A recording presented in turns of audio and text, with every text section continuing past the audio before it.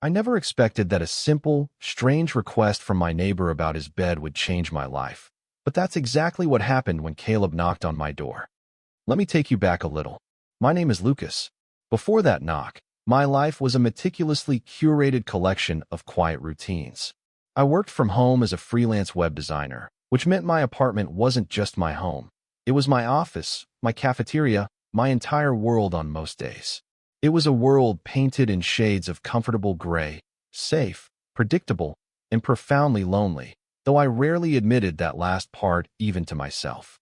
My days were measured in lines of code, the quiet hum of my computer, and the precise moment the afternoon sun would hit the ficus tree in my living room. The apartment building was old, with the kind of charm that meant you heard everything. I knew the schedule of the woman upstairs by the creak of her floorboards. I knew the little dog downstairs had a thing for squeaky toys around 7 in the evening. And I knew about Caleb. He lived in the apartment directly next to mine, separated by a wall that seemed to grow thinner with each passing day. He was, in a word, a presence. Caleb was noise and energy, not in an obnoxious way, but in a way that spoke of a life being lived fully. I'd hear the low thud of a bass line from his stereo on a Saturday afternoon, the cheerful sound of friends' voices laughing, and, most distinctively, the rhythmic rasp of a hand playing against wood. He was a furniture maker, a craftsman. I'd seen his work through his open door once or twice. Gorgeous, solid pieces of maple and walnut that seemed to hold a warmth deep within them. He was like the furniture he built, solid, warm, and utterly beautiful. I saw him more than I heard him, of course. We shared a small, grassy courtyard, and I'd often watch him from my window while pretending to be deep in thought about a project. He had broad shoulders from his work, and his arms were dusted with a fine layer of sawdust most of the time. He had an easy smile he'd throw to anyone, myself included, a simple, neighborly thing that always made my stomach do a little flip. To me, he was the sun-drenched, confident, and almost certainly straight guy next door. He was a book with a beautiful cover that I was sure was written in a language I could never understand. So I stayed in my quiet world, and he lived in his vibrant one, and the wall between our apartments felt 1,000 miles thick. That is, until that Tuesday night. It was raining, a steady, drumming beat against my window that perfectly complemented the quiet focus I was trying to maintain on a difficult client project. The code was a mess, the client was demanding, and my brain was starting to feel like scrambled eggs. I had just decided to call it a night when a knock came at my door. Not a tentative rap, but a solid, firm knock. Caleb's knock. My heart did its familiar little jump. I ran a hand through my hair, suddenly conscious of the fact that I was wearing a t-shirt with a coffee stain from that morning and sweatpants that had seen better days. I opened the door just a crack, peering out as if expecting a delivery. There he was. He looked different. The usual easy confidence was gone, replaced by a kind of frayed uncertainty around his eyes. His hair was damp from the rain, and he was clutching his hands together in front of him. He wasn't smiling. "Hey, Lucas," he said, his voice a little strained.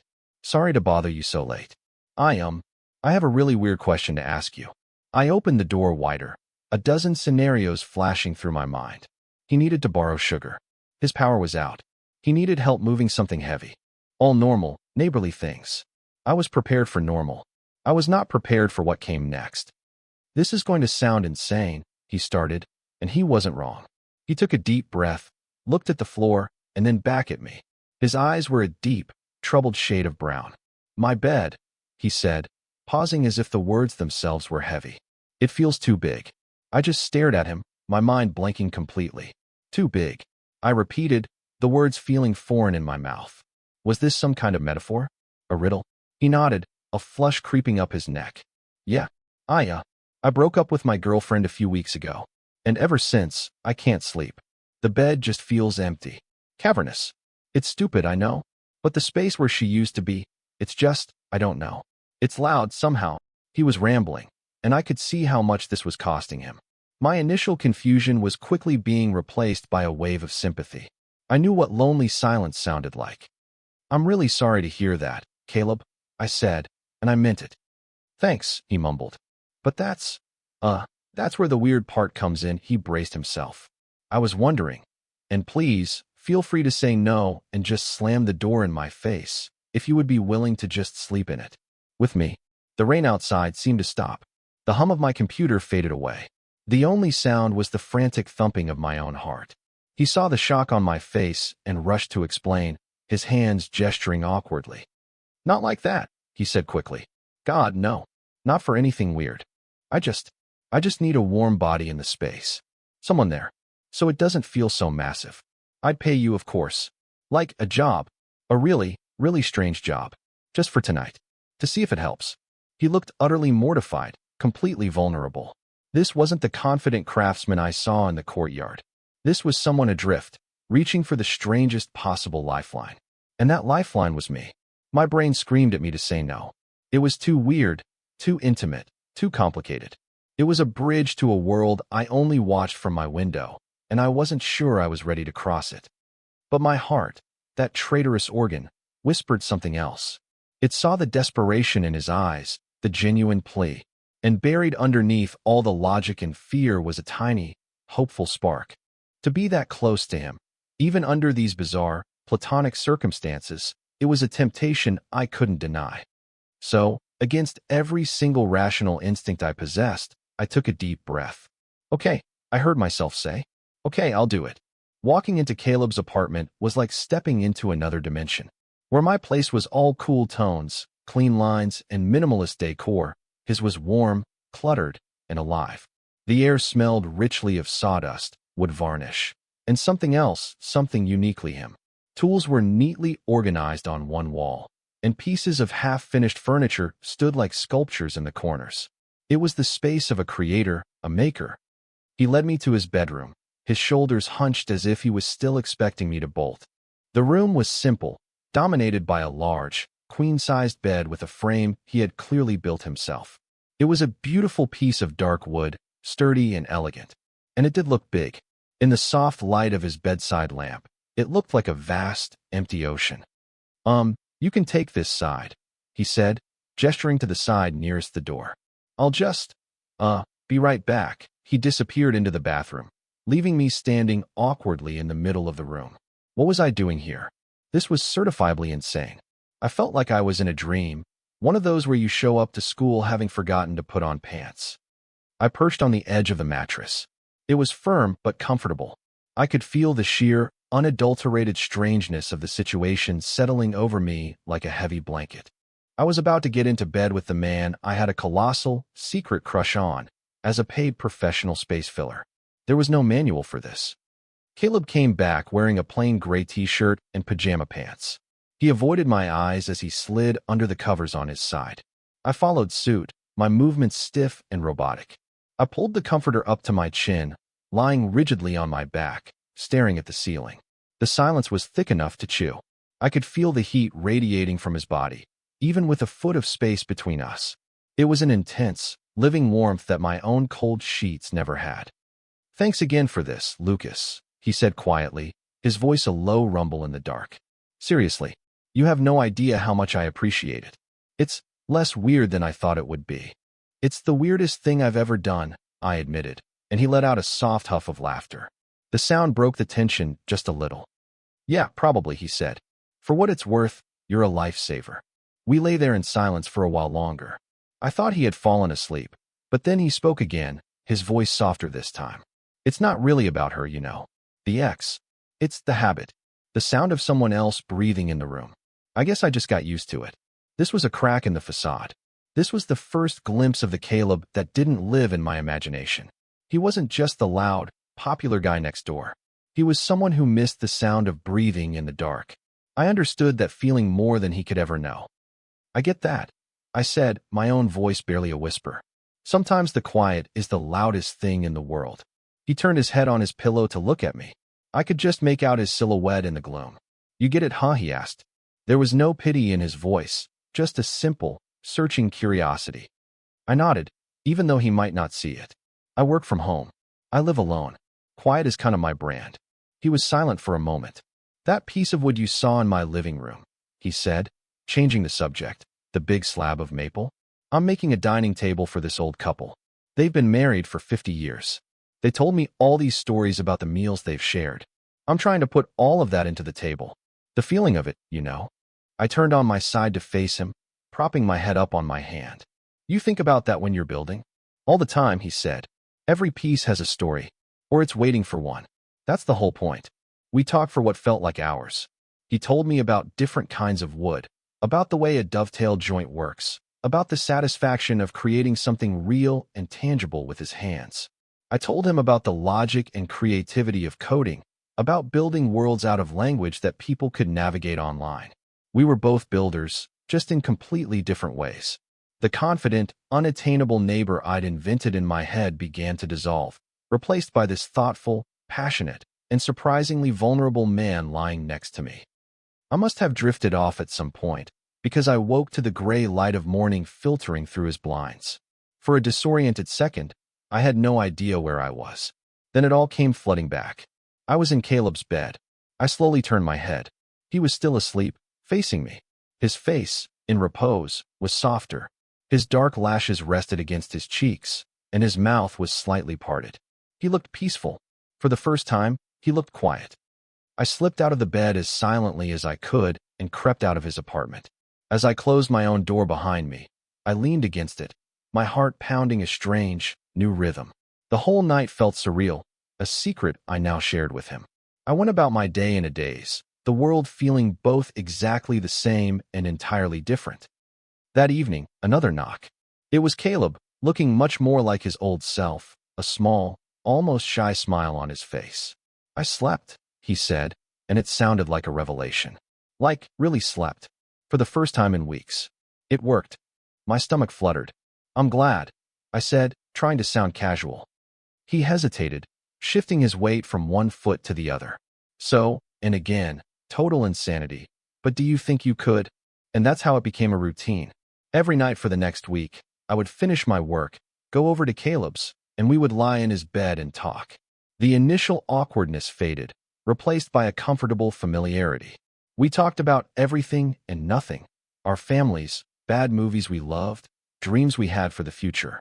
I learned that he wasn't a social butterfly at all. He was actually an introvert who was good at pretending. His weekend get-togethers were for a small, tight-knit group of friends he'd had since high school.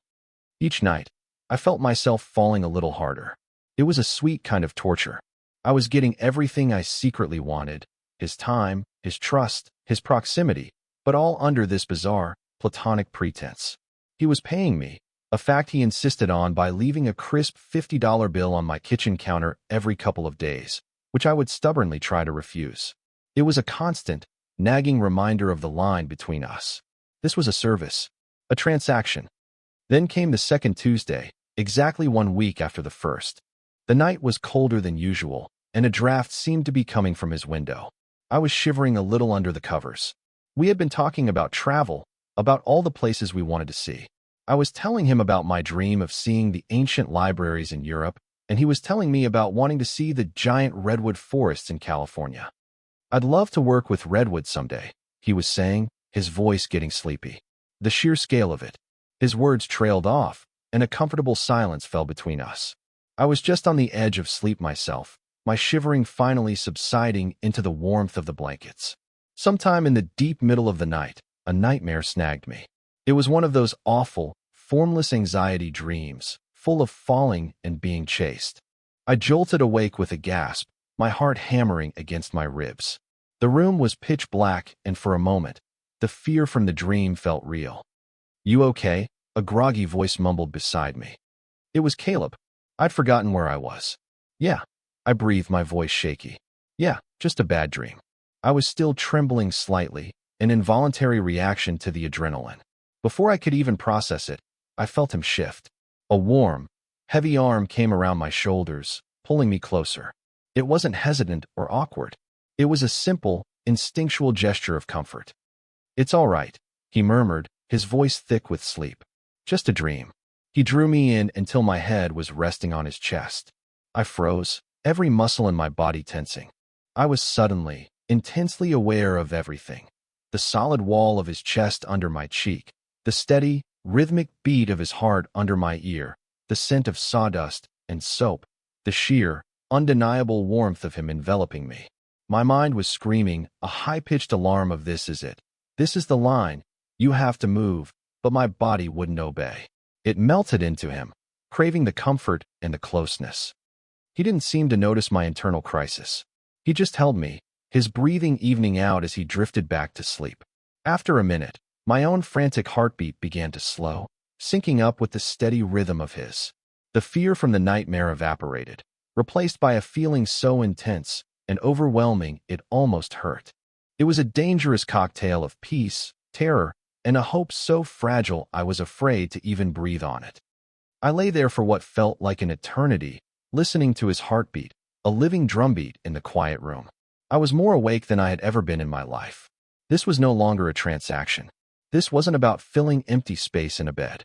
This felt real. This felt like everything. And I had no idea what it meant. Eventually, cocooned in his warmth and the impossible reality of the moment, I fell asleep. Waking up was a slow, gentle process. I was warm, comfortable, and for the first time in a very long time, I didn't feel alone. Then my eyes fluttered open, and reality came crashing in. I was still wrapped in Caleb's arm, my head on his chest. His other hand was resting lightly on my waist. And he was awake. His eyes were open, staring at the ceiling, and I could feel the sudden tension in his body. He knew. He knew exactly how he had woken up. I held my breath, waiting for him to do something, say something. After a beat that stretched for a lifetime, he carefully, deliberately, removed his arm from around me. He slid away, creating a sudden, cold gap between us. "Morning," he said, and his voice was flat, devoid of its usual warmth. He didn't look at me. He just got out of bed and walked out of the room, heading toward the kitchen. The rejection was a physical blow. It was a cold, sharp shock to my system. I lay there, staring at the empty space beside me, the warmth already fading from the sheets. I had crossed a line. Or he had, and he regretted it immensely.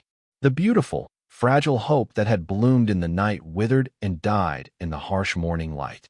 I had been a fool to think it could be anything more than what it was, a weird arrangement. I gathered my things, my hands shaking slightly. I walked out into his living room. He was at the counter, his back to me, making coffee. He still didn't turn around.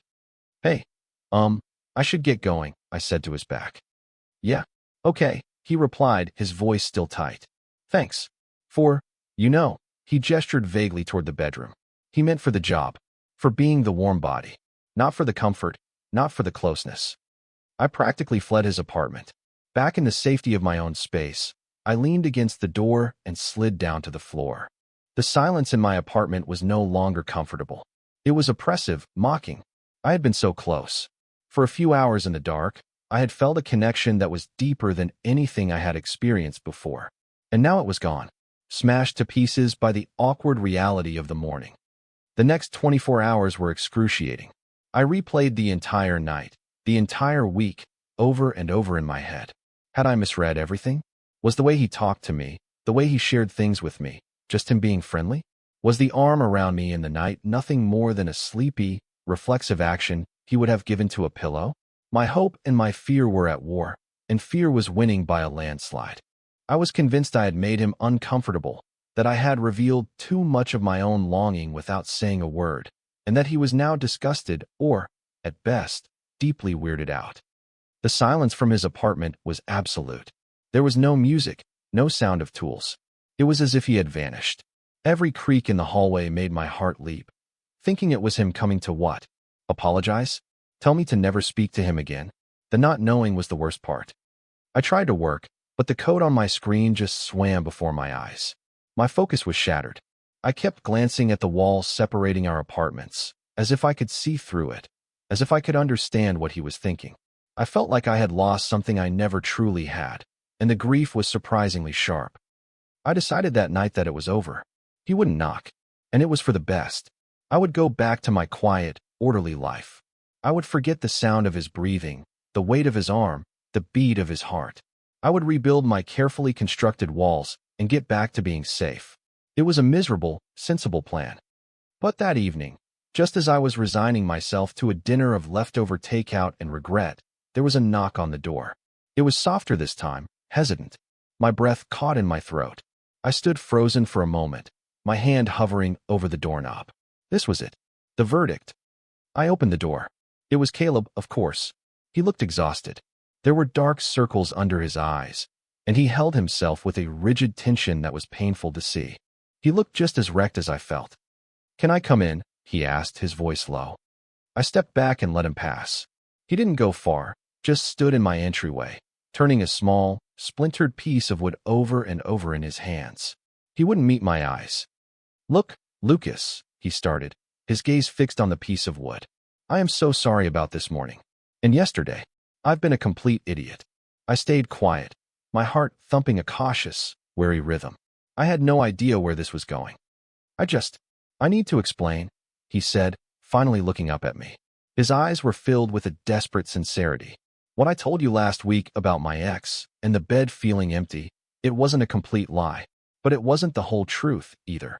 He took a ragged breath, steeling himself. "The breakup happened, but it was like 6 months ago.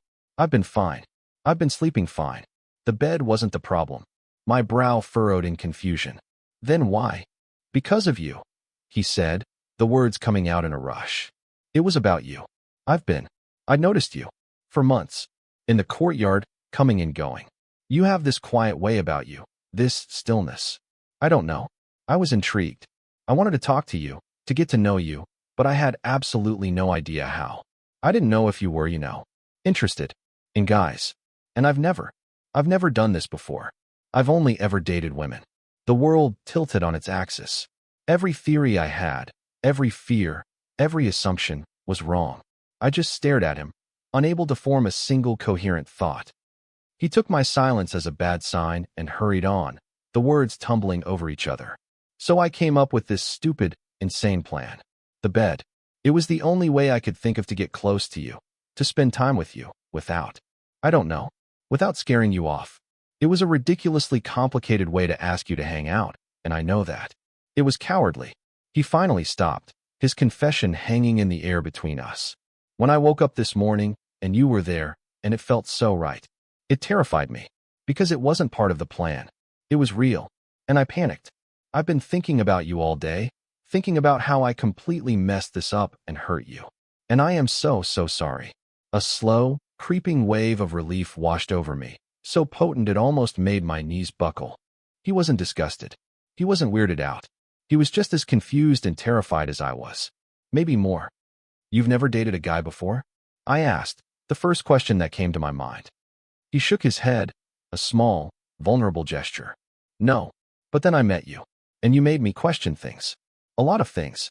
All the anxiety, all the overthinking, all the fear I had been carrying around for the last day, the last week, the last year, it all just dissolved.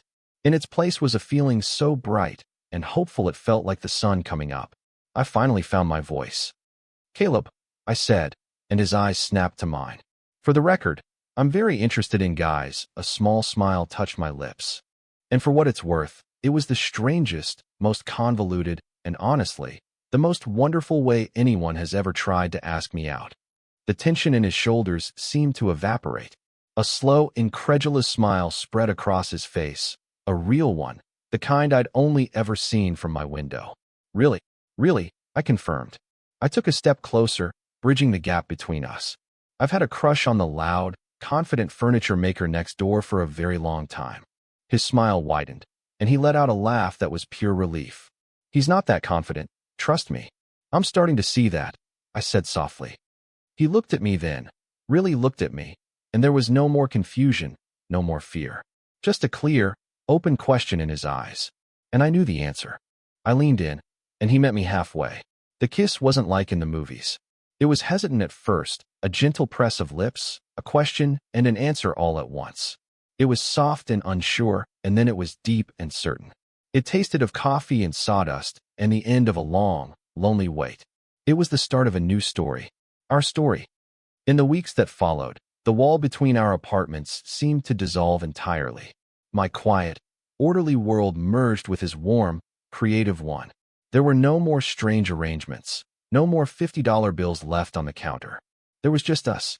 Our first real date was a trip to a lumber yard, where he excitedly explained the grains and textures of a dozen different woods, and I was completely captivated, not by the wood, but by the passion in his eyes. My apartment, once a fortress of solitude, was now often filled with the scent of his wood-varnish-tinged jacket.